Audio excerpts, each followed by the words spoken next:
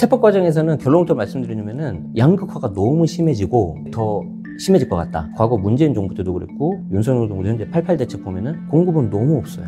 저는 이게 가장 큰 문제인 거예요. 어떤 질병 상태가 지속되고 있는데 일부러 지금 막아놓고 있는 거죠.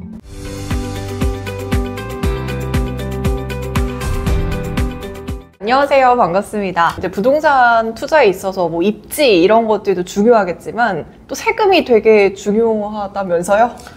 그런 말이 있잖아요. 네. 세금은 숨만 쉬어도 나간다. 이제 태어나면서 죽을 때까지 세금이 내다 가잖아요. 재테크나 근로는 아니어도 평생 과목이 아닌가 생각합니다. 네, 그래서 아주 최신의 내용을 담아서 부동산 좀 절세할 수 있는 법에 대해서 여쭙고자 저희가 오늘 박민수 작가님, 제네시스 박으로 훨씬 더 유명하신 박민수 작가님 모시고 이야기 나눠보도록 하겠습니다. 안녕하세요. 반갑습니다. 부동산 네. 세금에 대해서 많은 분들이 좀 궁금해 하시죠? 최근에 이제 우리가 부동산 시장이 잘 아시겠지만 7, 8월 달에 굉장히 좀 뜨거웠거든요. 제가 이제 그걸 뭐 데이터를 보기도 보는데 거래량 같은 거. 근데 또 뭘 보냐면은 저의 블로그나 유튜브 그리고 이제 상담 요청하는 건수 이런 거를 좀 봐요. 7, 8월 달에 되게 많았어요. 그리고 이제 9월 달 들어서부터 이제 대출 규제로 쫙 줄어들었죠. 그리고 이제 추석 명절 연휴? 그러다가 이제 11월, 12월에 좀 되면서 저는 12월부터 약간 연말에 좀 방학 이슈도 있고 하니까 좀 살아날 거라 생각을 했었거든요. 그런데 웬일입니까? 12월 3일 비상계엄 그리고 이제 탄핵 이슈. 그래서 좀 굉장히 좀 올스탑 돼 있는 그런 상태인데 이 와중에도 계속 문의하시는 분들이 계세요. 예를 들어서 서울에 뭐 상급지가 있고 좀 비상급지가 있을 텐데 상급지에 계신 분들이 오실 것 같아요? 아니면 비상급지일 것 같아요? 한번 예상해 보세요.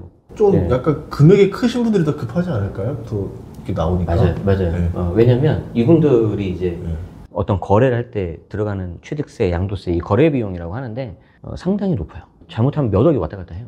그렇기 때문에 좀 많이 오시더라고요. 그럼 보통 부동산 시장이 활성화되면 관심도가 더 높고 훨씬 그렇지 많아요. 않을 때는 조금 떨어지는 약간 비례관계. 최근에 요즘에 이제 유동성이 좀 코인으로 좀 많이 갔잖아요. 그래서 이제 코인 관련된 뭐 유튜브 채널이라든지 책이라든지 그런 거 많이 좀 관심 갖는 거잖아요. 그거랑 좀 비슷하다고 좀 보시면 될 것 같아요. 그럼 저는 일단 단도직입적으로 하나만 네네네. 여쭤보고 싶은데 이게 절세 전략을 알면 최대 얼마까지 절세가 가능한 거예요? 예를 들어서 이런 거예요. 사실 이거는 이제 공격이 아니라 수비이기 때문에 좀 말씀드리기가 좀 그렇긴 한데 제가 이제 회사를 19년 5월 달에 그만두고 퇴사를 하고 나서 이제 아는 분한테 전화가 왔어요. 세금을 내라고 세무서에서 연락이 왔다는 거예요. 이제 거의 그렇게 되면 이제 해결해 줄 수 있는 방법이 없거든요. 그러면 얼마가 나왔냐? 결론부터 말씀드리면은 내가 집을 평생 갖고 있어서 10억이 올랐습니다. 서울이니까 오를 수 있죠. 얼마 세금이 나왔냐면 7억이 날라가요. 오, 가네라는 얘기네요. 와. 그런데 그거를 내가 그냥 자진해서 낸 게 아니고 비과세겠지 안 나오겠지 했는데 그렇게 나온 거예요. 아, 그 이미 팔아버린 집인 거예요? 이미 팔아버리고 잔금하고 우리가 양도세 신고를 2개월 안에 하거든요. 2개월 안에 신고하고 나면 그 다음에 세무공무원이 그걸 들여다봐요. 그럼 보통 1, 2개월 안에 연락 온다고 치면은 그 기간이 3, 4개월 딱 되죠. 딱 4개월 있다 연락 왔어요. 제가 지금도 아직도 그걸 잊어버릴 수가 없어요.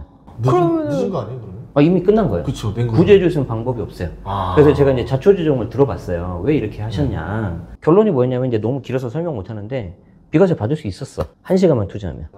그러니까 세금이 이런 거예요. 내년에 똘똘한 한 채 전략이 더 커질 거 아니에요? 당연하죠. 그러면 지방은 이것까지 맞물리니까 초토화되는 더 거고 힘들어져요. 서울은 그래도 이게 좀 붙어주면서 좀 회전이 될 거고. 서울도 이제 뭐 이미 우리가 많이 봤지만 중심지 위주로 양극화가 이미 진행되고 있고 얼마 전에 이제 제가 이제 전라도 광주가 이제 고향인데 고향 친구하고 통화를 했어요. 너무 거래가 안 된다는 거예요. 그래서 제가 이걸 설명을 해줬어요. 그랬더니 그 친구도 몰랐다는 거예요. 왜냐면 본인은 지금 집 하나 가지고 있으니까 관심이 없던 거죠. 그래서 그런데 이제 이런 수요 때문에 좀 거래가 더 힘들 것 같다. 조금 가격을 더 조정해서 만약에 팔아야 된다면 팔아야 될 것 같다. 이렇게 좀 얘기를 해줬죠. 이게 되게 중요한 게 이걸 미리 대충 예상이 되면은 내가 그냥 지금 금매로라도 빨리 떨구고 나올 것인지 아니면 내년에 좀 더 한번 버티다가 팔 것인지 이 전략을 짜줄 수 있는 게 세금이라는 거잖아요. 당연하죠. 우리가 이제 뒤에 말씀드리겠지만 조정대상 지역, 규제 지역이라고 하는데 조정대상 지역으로 묶이면 여기 양도세가 좀 많이 올라가요. 그래서 제가 22년도 7월 5일 아마 맞을 거예요. 그날 저 위에 경기도 위에 동두천이라고 혹시 알아요? 네. 의정부 위에 있는데 거기 가서 뭐 저도 강의도 하고 그러는데 동두천이 그날 조정대상 지역으로 묶였어요. 그럼 이제 그 다음 날부터 시행이거든요. 그러면 이날 내가 팔아야 되는 거예요. 근데 거의 당일날 파는 게 불가능하잖아요. 근데 제가 아는 친구가 그날 무려 5천만 원을 깎습니다. 자, 그럼 우리가 봤을 때는 야, 너무 손해보는 거 아니냐라고 하는데 안 하면 세금 1억 이상 더 내야 돼요. 그럼 나는 5천 이상 세이브 했다는 거예요. 계산 빠르다. 계산 빠르죠. 그래서 제가 그 잘했다고. 네. 계약서를 쓰고 계약금을 받아야 돼요. 네. 그래야 돼요.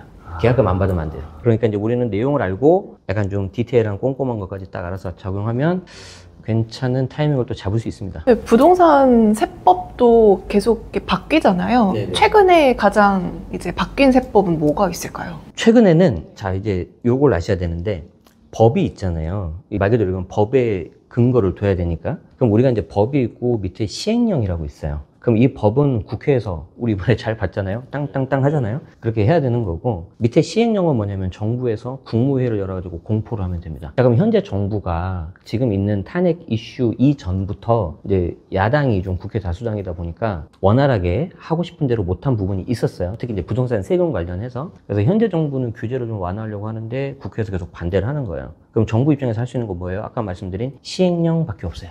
이번에 최근에 개정된 게 뭐냐면 원픽을 꼽으라면 상생 임대주택이라고 있어요.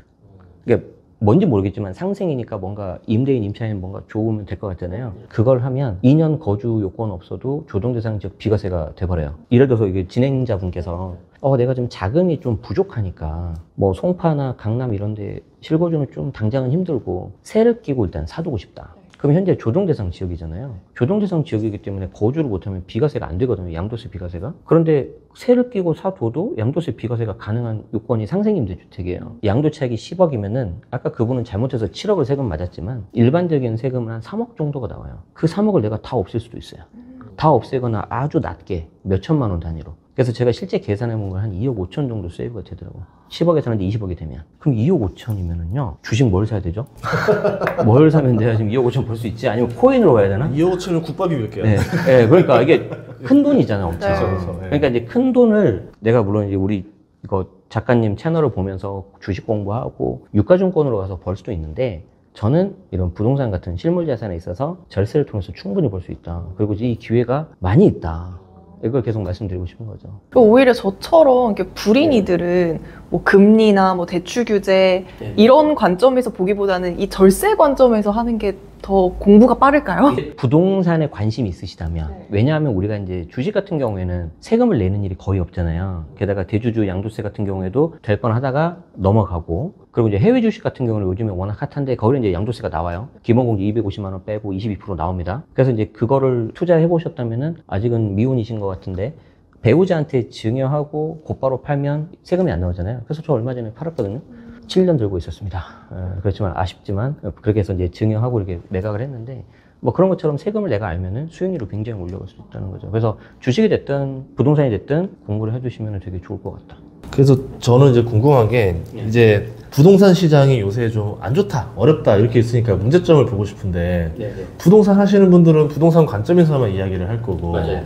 또 경제 관점에서 얘기하는데 세법 관점에서는 대체 어떻게 보이는지 이게 좀 궁금하거든요. 세법 과정에서는 결론부터 말씀드리면은 양극화가 너무 심해지고 더 심해질 것 같다. 그러니까 이렇게 생각하시면 됩니다. 내가 아파트를 사고 싶어요. 가장 좀 쉬운 게 아파트잖아요. 그럼 아파트를 사면 처음에 취득세라는 걸 내죠. 그리고 가지고 있으면 보유세를 내요. 그리고 마지막에 팔아서 차익이 생기면 양도세를 내는데 자동차하고 비슷해요. 처음에 내가 자동차 사면 취득세 내고 가지고 있으면 자동차세, 재산세 내잖아요. 마지막에 팔 때 양도세는 안 내지만 자 그러면 내가 아파트를 하나를 사고 싶은데 지금 세법 규정이 어떻게 되어 있냐면 취득세가 기본 1에서 3%예요. 그럼 많아봤자 2%, 3% 정도 나오거든요. 10억짜리 사면 3%, 3천만 원이 나옵니다. 적은 금액은 아니에요. 그렇죠? 그런데 내가 이번에 좀 세를 끼고 10억짜리 아파트를 사고 싶어. 아니면 5억짜리 사고 싶어. 5억짜리 할게요. 5억짜리 사고 싶어. 근데 내가 지금 당장은 엄마 아빠랑 지내야 되니까 새 끼고 하나 사둘게.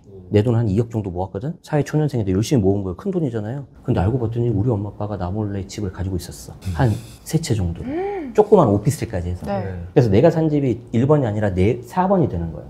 세대 기준 봤을 때. 그럼 취득세가 1%가 아니라 12%가 나옵니다. 그럼 12%면은 6천만 원 나오죠. 네. 순간 5,500을 날려버린 거예요.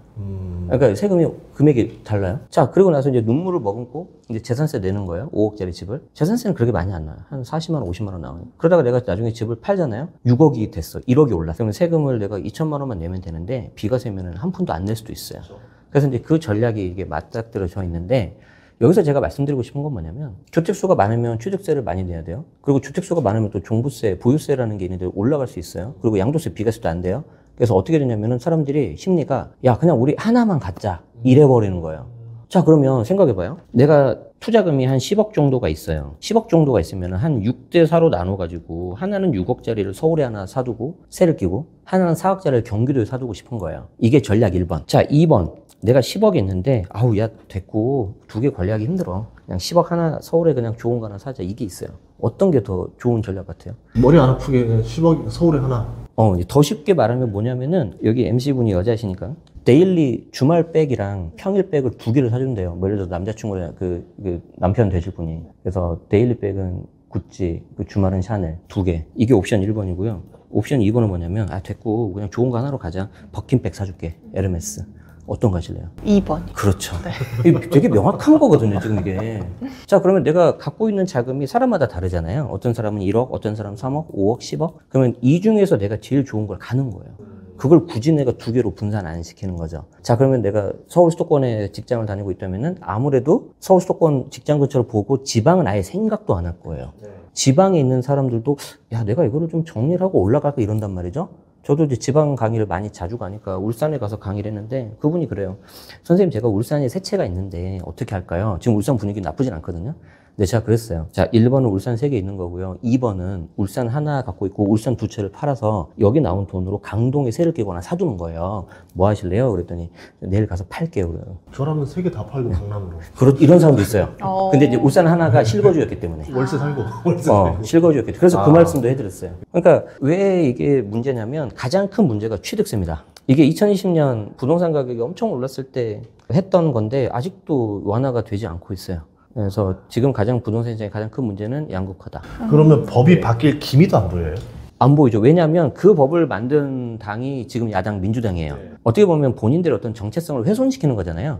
이게 맞고 틀리고는 이제 역사가 판단하겠지만 여기서 지금 논할 건 아니고 자 그러다 보니까 이제 민주당 입장에서는 이걸 이제 완화할 그거는 없겠죠. 물론 투기 수요 억제하는 효과는 있긴 있는데 원활하게 공급이 돼 있는 상태에서 이게 되면은 저는 좋을 것 같아요. 그런데 우리 과거 문재인 정부 때도 그랬고 윤석열 정부 현재 88 대책 보면은 공급은 너무 없어요. 이게 저는 이게 가장 큰 문제인 거예요. 공급이 없어서 계속 어떤 질병 상태가 계속되고 있는데 일부러 지금 막아놓고 있는 거죠. 전 조선시대 같아요. 그러니까 고려시대 때는 무역을 많이 하니까 이게 GDP가 올라오니까 먹고 살만 했는데 그냥 애초에 무역하지 마. 그렇죠. 흥선대원으로. 네, 시장을 다 두드려 놓으니까 문제는 이쪽 땅이나 저쪽 땅에 똑같이 이러고 있으니까 이건 초당적으로 좀 해결을 해야 되지 않나. 어찌됐든지 간에 지금 정치권 상황을 보면 좀 안타깝습니다. 좀 나아질 기미가 좀 잘 보이지가 않아요. 왜냐면 세금 정책이 계속 바뀌니까 이제 저도 놓쳤어요. 어느 시점부터 이제 에라 모르겠다. 그냥 부동산 매매를 하지 말자. 이렇게 바뀔 정도로 세금이 계속 바뀌는데 또 바뀌는 게 있어요, 지금. 과거 문재인 정부 때는 규제가 굉장히 많았잖아요. 또 가격도 많이 올랐고. 그런데 윤석열 정부 들어서서 이제 좀 뭐 다 푼 거 아니냐 하시는데 개인적인 생각으로는 1번부터 10번까지 있을 때 규제가 높은 게 10번이라고 한다면 과거 문재인 정부 때는 9 정도 되는 것 같아요. 거의 갈 때까지 갔다. 그럼 지금 윤석열 정부는 정말 많이 풀어서 뭐 5 이하냐? 저는 그렇게 안 봐요. 한 7 정도밖에 안 된다고 봐요. 취득세 중과 여전히 남아있고요. 종부세도 3주택 이상, 과표 12억 이상이면 시세 40억 정도 넘으면 중과 들어갑니다. 이거는 좀 많이 완화시켰어요. 자, 양도세 같은 경우는 다주택자 양도세 중과라는 게 있어요. 이거 아직 안 풀렸는데 시행령으로 겨우 막아놨어요. 그러니까 산소호흡기 지금 달아놓은 거예요. 이거 끝나면 이제 중과 들어갈 겁니다. 조동대상 지역 같은 경우에. 그리고 그 외에 주택임대 사업자, 아파트 신규 등록 허용 안 하고 인센티브 다 없앴고 지금 이 상황에서 찬밥 심사 받고 있는 게 뭐냐면 부동산 법인이에요. 부동산 법인으로 주택을 사는 순간 수익률이 나올 수가 없습니다. 지금 요즘에 성실신고 대상, 즉 부동산 임대 위주로 돼 있는 경우에는 2억이와 과표 9% 적용이 안 돼요. 세부되면 2천만 원 정도 더 늘어난다고 생각하시면 된다. 그러니까 결론적으로는 완화를 추진하고 있는 상태에서 일부 완화는 좀 됐지만 이 상황에서 지금 이런 시국이 터진 거죠. 그러면 거의 완화가 아까 말씀드린 것처럼 9에서 한 저는 7이나 6 정도밖에 안 갔다고 생각한다. 그러면 이제 정부가 할 수 있는 거는 시행령 개정밖에 없는데 아까 말씀드린 상생임대주택이 내년 상반기까지는 가장 많이 곽광을 받을 거고 모르는 분들은 넘어가겠지만 그 외에 작은 것들 뭐 혼인합과 비과세 5년에서 10년 연장되는 거 그리고 뭐 세액공제 조금 늘어나는 거 연말정산 때 이런 거 외에는 없습니다. 캄캄하네요. 지금 이 상태로 그냥 쭉 가도 뭐 별로 큰 문제는 없다고 저는 생각을 하는데 문제는 뭐냐면 아까 말씀드린 공급 부족이에요. 서울 같은 경우에는 보통 매년 46,000, 경기도 같은 경우에는 한 뭐 15만 정도, 인천도 15,000 정도 계속 매년 필요한데 26, 27 되면 그냥 뚝 떨어져요. 그럼 이때 가서 어떻게 할 거냐. 시장의 에너지는 계속 쌓이고 있는데 저는 그렇게 보고 있거든요. 다만 이제 그렇다 하더라도 과거의 대세 상승장처럼 막 올라갈 것 같진 않아요. 뭐 더 잘 아시겠지만 지금 이제 대내외 경제 환경이 썩 좋지가 않잖아요.